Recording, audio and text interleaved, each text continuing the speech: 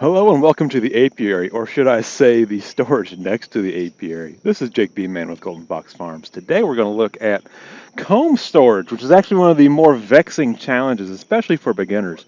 In this video, we'll look at what combs need protection from what, and the products you can use to protect those combs, and the techniques you can use to protect those combs. I have a lot of supers, as anyone with a lot of hives would.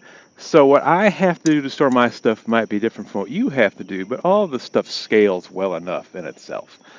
Let's first look at the frames themselves and the threats and challenges they pose.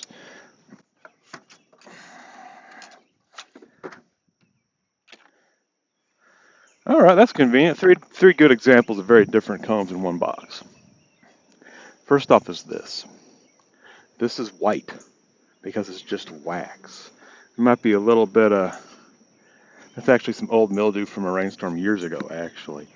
So this all white stuff doesn't have what will support small hive beetles or wax moths. Small hive beetles need pollen. Wax moths need those brown cocoon areas. This doesn't have either, so this one has less problems with how it's stored. This is easier to store. This is a frame without brood comb spots on it, but it does have some patches of pollen. I'll encounter this issue like when I use snail growth boards and set up double queen colonies.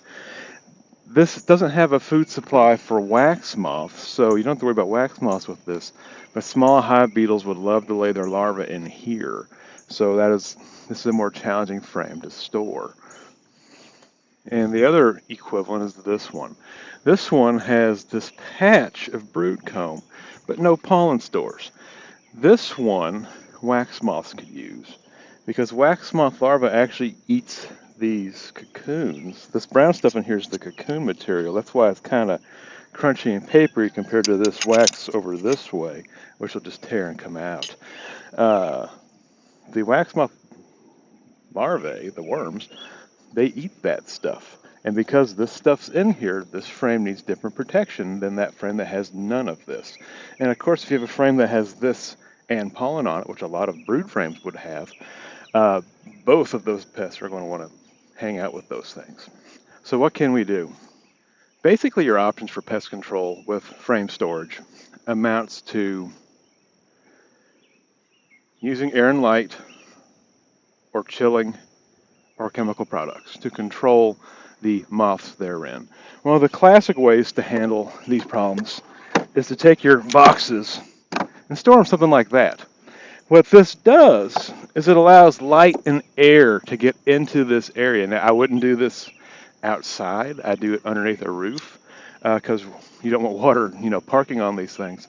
But if you store them like this, air and light can get in here, and that discourages those pests from laying their eggs and larvae in these things. And a lot of times that can be successful in and of itself. I have stored brood comb that way before. You will have some amount of pest damage still, but nothing like if you stack them blindly to each other. Oh, I actually speak of the devil. You see that little fella right there? That is a wax moth. These are the things that lay those wax moth eggs and larvae in these hives. Some people crush that on site. This is my storage area. They're around. I have some old brood frames I put out here for them to take care of in that way because you can recycle equipment that way. So just aware. Up there she goes, bouncing off my head. Now this is a decent example of a robbed out brood comb, and these are the ones that are really most susceptible to wax and moth damage, or wax moth and small hive beetle damage, just because this has everything. It's got pollen, it's got the old dark brood combs. They're going to love this thing. So these are the frames we definitely need to take an effort to save, because if we just stack this and put it in the shed, it's going to get destroyed. So what can we do to protect stuff like this? Option one is that stacked box storage allowing air in. That does work somewhat. You will have some amount of damage occur to the equipment anyway until it becomes cold enough where the pests are no longer active. Option two is you can spray this with a bacteria product like Sertan, and you'll take a pump sprayer and hose this thing down. And what that does is it parks in here microbes that will kill and eat the eggs put here by small hive beetles and wax moths. So that is effective and it's biological. So you don't have to worry about equipment contamination, even though it will say, certain warnings on the labels. Another option is you can stack these in your boxes, but stack them tight, and then wrap that stuff in plastic with a solid bottom and a solid top with a empty box at the top. And in that empty box you place paradichlorobenzene or wax moth crystals. Wax moth crystals sublimate and turn into a gas that's heavier than air. That's why I put it at the top. And that air will come down and saturate that box. So that air kills wax moth larvae. It doesn't kill wax moth eggs. So one of the things you have to watch for with that method is that you still have crystals on top of that box, because if the crystals totally discharge and the vapor goes away, the eggs that are still in that stuff can emerge, and then you have your problem. Another thing a lot of people will do is they'll take all their comb like this and pass it through a freezer. If you freeze this for 3 days, it's going to kill all the eggs on there. So it's effectively sterile as far as wax moths and small hive beetles. However, then you have to store this still. A lot of people put these in big plastic totes and chuck them in their basement. If those totes are airtight and you do it perfect and no wax moths make it into that tote or small hive beetles, success. If one wax moth gets in there, you're going to lose the entire load because they're all going to get chewed out from all that wax moth offspring. Because it's the offspring that do the damage. It's the larvae that do the damage to the colonies. Now there's some other options with your storage, and I have them exampled right here. These boxes are stood on end so they get full sunlight. So this is a good interim answer for me, like when I'm having to pull equipment off of hives mid-season and I don't want to build the full stacks or anything else. I can stack them like this, and that sunlight keeps pests from taking that comb over. Now you have to be careful if it's black plastic. If you leave this sitting in the sun like this, it's going to heat up and melt everything off of this thing. But if you have them like that, where the comb itself for the most part is shielded from direct sunlight, it'll do fine. The other thing I have here is straight stacks. In these boxes, I have either foundation or all white comb. Because it's either foundation or all white comb, neither of which support wax moths or small hive beetles, I can stack them like this safely without risking damage to the contents. Now, word of warning, mice love these things. Mice will love to come up into these boxes and set up shop. So what I actually do is I take these steel queen excluders, and that's what's on the underside of each one of these stacks. They're all on top of a steel queen excluder. And the top will either have an excluder or some other type of lid to keep pests out, and preferably if there's any leaks in my fine roof of this shed, keeps the water out. The thing about that, where do I want to go with that? You do want to make sure it's perfect comb, because if it's not, it's going to get wax moths in it. It's going to get small hive beetle in it. And again, you want to exclude the mice from it. The super at the far bottom used to be a deep with one of my double queen holes drilled in it. I have screen over that so mice can't access the stack there and set up their nests in here after the fact. And this brings us to another point with that side stacking of boxes that have comb that would entice small hive beetles or wax moths, any dark comb, any pollen. Mice will move into that.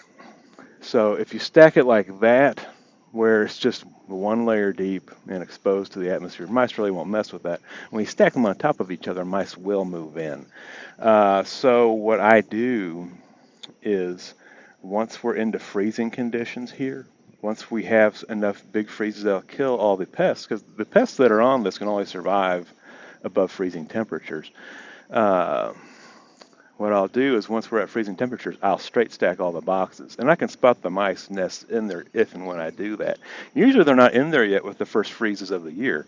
And I can straight stack them like this at that point, and they'll be fine until I get to them in the spring. Another technique you can use is open air storage. What I have on these rafters are just little steel rods that are 5 or 6 inches long with little holes drilled in the rafters, little V angles. So I can actually take frames and I can actually hang them up here. And they're in the open air. They're protected from the rain in the open air, which discourages those wax moths and those small hive beetles. This works pretty effectively.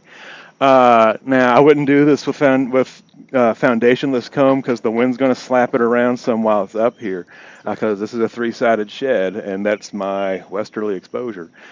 So it's not a great place for fragile comb. Like, I got that little eensy-weensy piece of freestyle comb on that one. And the reason why this is so empty is I haven't loaded it up yet this year. This is what was left after this past season. Some people will take this a step further and actually make guide rails that they can support these frames on that work really well. The big thing about these, open airflow, sunlight. So you can do this in a shed with 4 walls, but you need windows and light in there to discourage those pests from taking advantage of this, and laying their eggs and having all their larvae and causing you a big old mess. On an aside, when it's time to store equipment, it's a good time to evaluate what you do and don't want to keep. It's a good time to cull stuff. And this is a fine example of something to get out. What this is some old brood comb, and it's just black.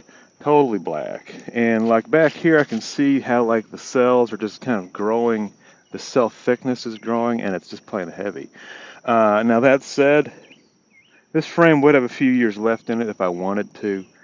I'm just going to try to find a better spot to showcase how these comb walls just kind of thicken up, like right in there. You just see how the walls are just getting thicker and thicker on these things. But this is an ideal time to figure out what you want to get rid of, because like this, I don't want this in my equipment. This is trouble. So when there's no one on it, when I'm able to get out of the hives, when there's not much brood in these colonies, this is the time to get this stuff out so you can salvage anything you can salvage for next year. This frame honestly ain't worth salvage to me. By the time I replace this piece, like this thing's ancient. There's no point trying to salvage this thing. But I'll melt the wax down as much as I can and get it out of my system so I don't encounter it next year. Now, while sitting inside and editing this video before uploading, I realized I failed to talk about my favorite way to deal with old brood comb, how to store used brood comb rather, and that is putting it on top of other colonies. Just 2 days ago, this one here was a 5-frame nuke. The one behind it was a 10-frame single. The one on the far side of the old top bar hives, that was a 10-frame single. But what happens is, as we wind down queen rearing, as we find colonies that are hopelessly queenless, we'll take those resources and put them on top of strong queen-right colonies. Colonies that have totally good enough queens to do well, but they just need more bees and more comb. The perks of this are numerous. One, there's plenty of bees in there to maintain that comb, so the comb is protected. It's protected better than anything I can do. It's protected more reliably than anything I can do. Two, I'm not having to move it to my shed or anywhere else. Three, it's where I'm going to need it in the spring. I need this comb on these strong colonies because here we really don't run singles in the spring. You'll get blown out of the water. We need doubles for our brood nests in this region in the spring. So that puts that comb right where I need it next year and saves me trucking that stuff back and forth and adding wear and tear to myself to do that. With this video, we've looked at what to do with our spare comb as the honey production season wanes, and I'll say good luck and happy beaking.